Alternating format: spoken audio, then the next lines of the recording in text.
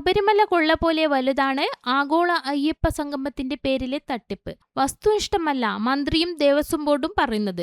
ഗൂഢാലോചന, പണാപഹരണം, കൃത്രിമരേഖ ഉണ്ടാക്കൽ എന്നിവ നടന്നിട്ടുണ്ട്. കേസെടുത്ത് അന്വേഷണം നടത്തണം. ഊരാളുങ്കൽ സൊസൈറ്റിയുടെ മറവിൽ CPM നേതാക്കന്മാരാണ് തട്ടിപ്പ് നടത്തിയത്.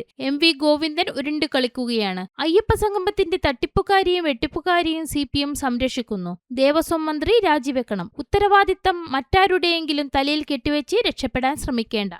ശബരിമലയിലെ സ്വർണ്ണക്കൊള്ള പോലെ തന്നെ ഗൗരവമേറിയതാണ് ആഗോള അയ്യപ്പ സംഗമത്തിന്റെ പേരിൽ നടന്ന വൻ തട്ടിപ്പ്, വെട്ടിപ്പ്. ഓഡിറ്റ് ചെയ്ത കണക്കും മന്ത്രിയും ദേവസ്വം ബോർഡും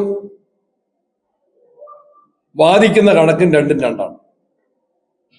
വസ്തുനിഷ്ഠമല്ല മന്ത്രിയുടെയും ദേവസ്വം ബോർഡിന്റെയും പ്രഖ്യാപനങ്ങളും പ്രസ്താവനകളും വസ്തുനിഷ്ഠമല്ല, യഥാർത്ഥ കണക്കുമായിട്ട് പൊരുത്തപ്പെടുന്നതല്ല.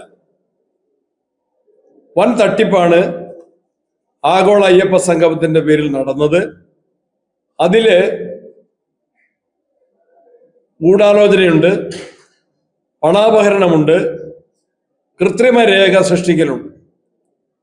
അവിടെ പരിപാടികൾക്ക് വിളിക്കാത്ത ആളുകളെ വിളിച്ചതായിട്ട്, ഭജനയ്ക്ക് വിളിക്കാത്ത ആളുകളെ വിളിച്ചതായിട്ട്, അവർക്ക് പൈസ കൊടുത്തതായിട്ടാണ് വൗച്ചർ ഉണ്ടാക്കിയിരിക്കുന്നത്. അത് കൃത്രിമ രേഖയാണ്.